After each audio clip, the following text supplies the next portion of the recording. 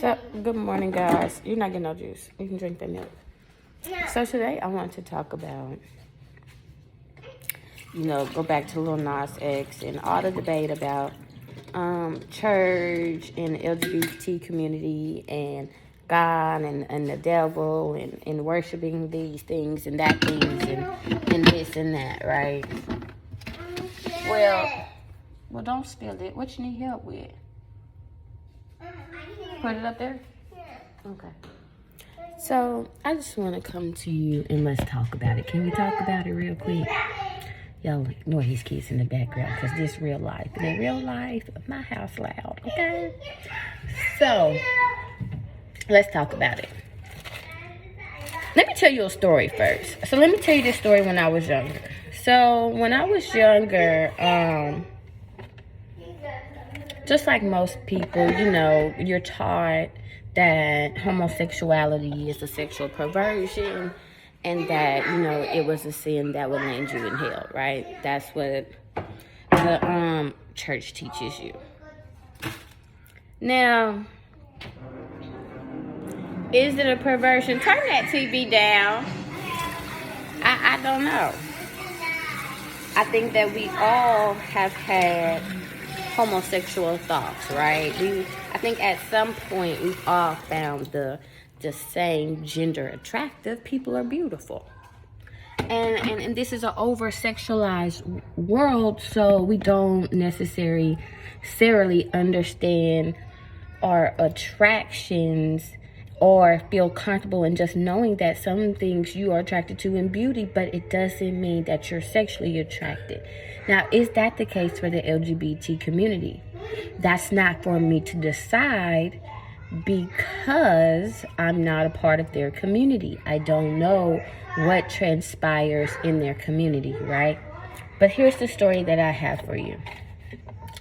My first encounter with a gay man as a friend, like I didn't have friends that were a part of the LGBT community. Like, I'm not going to say I didn't like them. I didn't have anything against them. But when it came to gay men, I have had some bad experiences, right? And so it was really a community that I just didn't try to be a part of. Because one, I didn't feel like I fit in that community because what was I going to tell them, right? And I don't push myself on anyone. So when I would come into encounter with people, if they didn't like me, that was cool. Do you, right? So let me tell you my first encounter with just actually speaking to a guy who was gay, right? And this was a black dude. So I knew this person through a friend, so a friend of a friend, right? Because this friend, she had a lot of, friends that were part of the LGBT community. And so that's how I started associating with some of those people, is a friend through a friend, right? And this, sweetest guy like you ever know, right? So let me tell you a story. So when I was younger, I didn't know much about the LGBT community. I didn't know much about AIDS or anything like that, right? So let me tell you this story of this guy. So, and this is what he told me. So this is not what I assumed. This is what he told me. So when he was younger, he grew up in a house full of women. And all those women said that he was going to be gay because of his feminine mannerisms, right? And he believed that that was what he was supposed to do. And this family being so into the church that they took this child to their pastor for masculine guidance, right? Give him a little masculine energy so he don't be gay no more, right? Well, what they didn't know is not only was this pastor on the down low, but he was a predator. So he molested this boy. So this boy's first homosexual encounter was with the pastor who was in charge of his safety and guidance, right? Now the same pastor who manipulated this young man all throughout his life. Because, you know, when we have that first love, there's a traumatic trauma bond there, right? This pastor gave this young man AIDS. This pastor gave this young man AIDS. So he ended his life before he really could figure out who he was. Everybody made him who he was before he decided who he was. Now, I don't know if that hard he was gay. I don't know. I twerked on him in the club, and he wanted me to change his whole life. And then, listen, I ain't out here turning people back. That ain't what I do. You do you, I'ma do me. Right? But he was curious. Because he didn't decide for himself. Everybody decided for him, and he went along with it. Now, I'm not saying that's every gay person's story. But before you let the church lead you to crucifying folks, might want to hear the other side of the story. I don't think gay people are going to hell on the strength that they're gay. Now, what they do in their life will determine if they go to hell or not, right? Just like anybody else. Now, when we talk about homosexuality being a sexual perversion, well, there's some strong-rooted things there, right?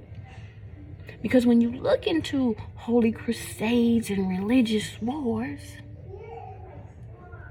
well, they used to rape the men. And that was called a sodomite. See, y'all think God burned down a place just because they were gay. No, they were rapists. They were taking free meal and they were breaking men and attaching spirits that they didn't come with. See, rape does something to you. Taking someone's free will and forcing them into some stuff that makes them feel dirty does something to you. That's why slave masters used to do it to the biggest men. Because they took their humility, snatched humanity and the ideal of it right from under them. So there's a lot that goes with sexual perversion. But when you force your perversions on someone else against their will, well, then that's where you mess up. So before we start this debate about Lil Nas and the church and the LGBT community going back and forth and who going to hell and who ain't, who God and who's the devil, let me tell you something, church folks. Y'all push them kids to the devil. Because if being them equals being free and with the devil, well, damn, they gonna choose the devil. You pushing them over there because you don't know what God looked like. And you don't truly understand.